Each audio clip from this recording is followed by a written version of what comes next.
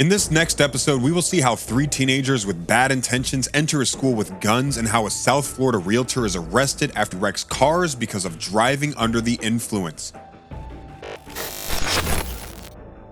Number 8. Officers responded to a carjacking at a specific location and headed there immediately. If you can go to the apartment all the way down there, North Camp Creek, you might go down in there. Upon arrival, officers met with the victim, an elderly male by the name of Eddie Thomas. Mr. Thomas explained he was attempting to put gas in his vehicle when 2 armed suspects approached him and demanded his vehicle. Mr. Thomas explained that one of the armed suspects threatened him and told him not to call for help until they left the scene. The suspects then fled in Mr. Thomas's car. An officer was nearby on an unrelated call when he suddenly noticed the suspect vehicle driving past him. He was able to get behind the carjacked vehicle and verify its coordinates and occupants with dispatch. The suspect vehicle took off at a high rate of speed and officers were unable to keep up. Officers requested the APD air unit to assist in locating the vehicle. Phoenix responded to the scene and once airborne quickly observed both suspects had abandoned the stolen auto, fleeing on foot instead. Phoenix continued air surveillance and was able to locate the suspects laying down prone in a dense wooded area. And both men are laying together right now. They're not moving. I think they're trying to hide from us, obviously. We'll put in 30. The air unit team was able to provide the coordinates of the suspects to patrol officers and the K9 units, which allowed them to locate and successfully detain both men without incident. Don't fucking move. Don't fucking move. Turn over. Turn the fuck over. When the APD air unit and patrol officers team up, suspects should just give up. But too many take their chances and end up just like these 2 in metal bracelets, under arrest, and in jail. Number 7. A 19-year-old teenager named Kennedy was arrested by Officer Guile of the Pullman Police Department for driving under the influence. Hello. Hi, I'm sorry, trying to find my screenshot of this. Of what? My driver's license. Okay. My name's Officer Guile with the Pullman Police Department. Okay. The reason I'm stopping you is you're driving your vehicle without any headlights on. Oh, okay. At the station, she blows a .153, .155, .147, and .152 breath alcohol levels into the breathalyzer machine. The results of this happening, right? Some people get away with it and nothing happens, but the results can be pretty terrible for the family and friends of other people. So if I saw you again, I'd still shake your hand. I hope that maybe this would be a learning lesson. The legal limit for people under the age of 21 in Washington state is .02, so Kennedy blew 7 times the legal limit since she was 19 years old. The girl was cooperative and afraid and began to cry when the police officer told her she couldn't drive after drinking so much. Ethan, please. So What's his name? Gordon. Officer Sergeant Gordon. Yeah. Sergeant Gordon. So let him finish talking, then we'll talk to him in a second, okay? Do you have anything in your pockets? I don't. Okay. Maybe. I don't care. When it hit her that she was being arrested and the police officer was reading her rights, she panicked and freaked out, asking if she could say bye to her friends. She wants to talk to her friends in the car. Please, just let me say bye. No, Okay. Once at the police station, she was asked some questions regarding her ability to drive after drinking, and she claimed it did not hinder her faculties. Number 6. Officers Bianca Arroyo and Brandon Fitzgibbons were dispatched to the site of a motor vehicle accident involving multiple vehicles and possible injuries in Hoboken. The driver was identified as Risa Restivo, a 34-year-old resident of Boca Raton, Florida. An officer approaching Restivo detected the odor of an alcoholic beverage emanating from her breath, as well as watery eyes and slurred speech.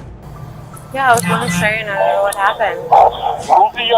Apparently they were pulling out and I didn't see them. I was just going straight and apparently the car flipped over. I don't know what happened. Restivo had already admitted to an officer that she had been drinking earlier that day. Based on their suspicion of impairment, the officers afforded Restivo the opportunity to participate in a standardized field sobriety test. After the completion of the horizontal gaze nystagmus test, the officer noted that Restivo exhibited lack of smooth pursuit, distinct and sustained nystagmus at maximum deviation, and onset of nystagmus prior to 45 degrees in both eyes. So the pen. Your eyes are just going to be the only thing moving. You're doing this. You're doing it. Okay. You can't move your head. Can I pull my pants up? Yes, please. The officer did not observe a vertical nystagmus test, and Restivo continuously moved her head and failed to follow instructions. The second test involved the walk and turn test. Upon beginning the instructional portion of the test, Restivo was placed in a heel-to-toe position while the officer demonstrated the test. It's about balance. When I say start, you can pick whatever leg you want, whatever you're most comfortable with.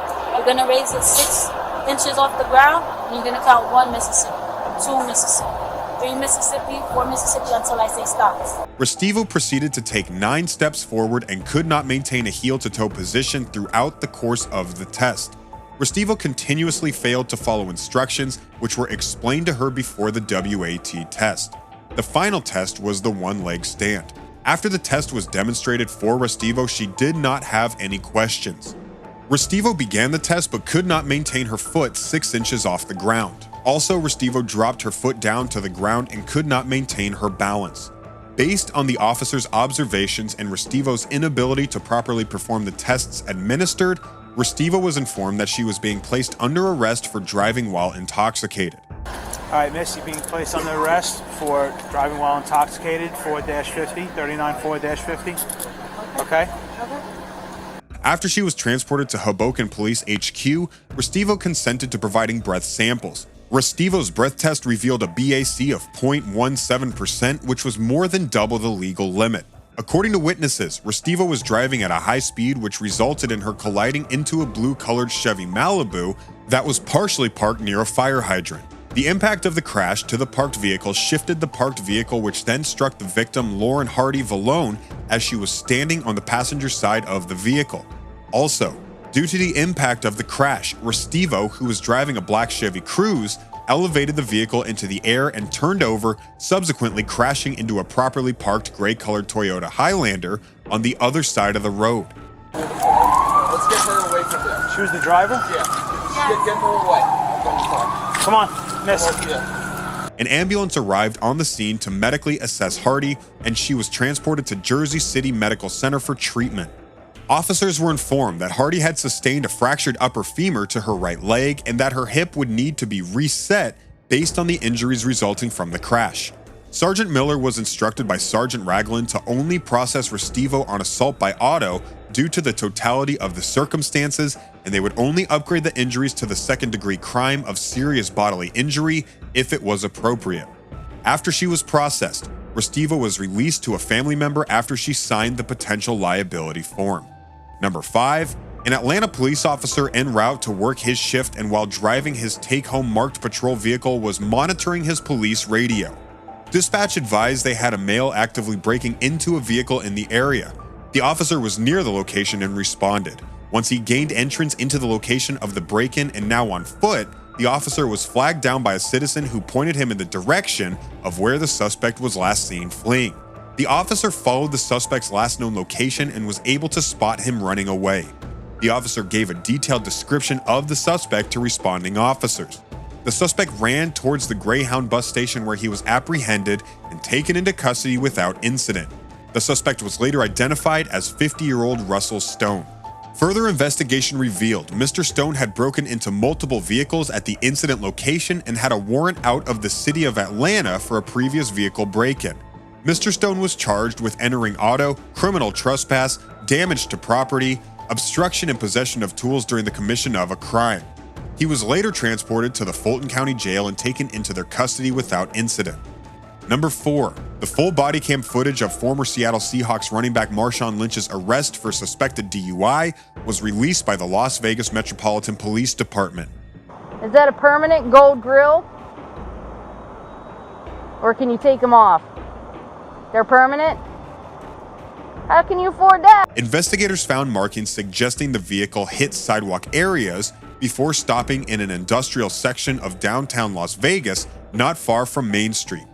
The driver was asleep behind the wheel with the driver's door open, leaning back in the seat with bloodshot, watery eyes, and had one shoe on and one shoe off.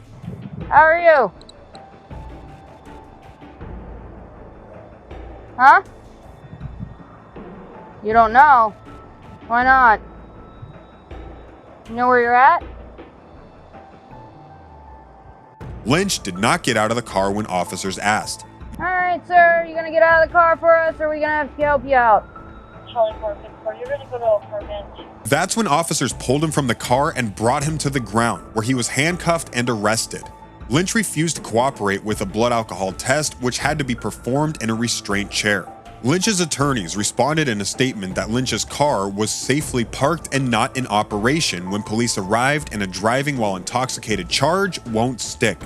The arrest came the morning after the Seattle Seahawks, the team for which Lynch played most of his 12 NFL seasons, announced that Lynch had been hired as a broadcast special correspondent. Lynch was released on nearly $3,400 bail. Number 3. Bodycam video shows Ohio police chasing and arresting 3 high schoolers for allegedly bringing guns to school. Police body camera video showed officers getting out of their car and walking to an entrance where a school employee was standing with teens just inside. Officers approached the kids, but the kids scattered and took off running. A foot chase went into the neighborhood and even across a highway. I'm going to take.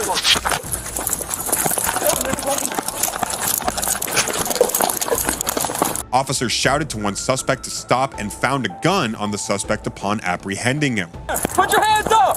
Put your hands up right now! Put your hands up! Hands up! Turn around!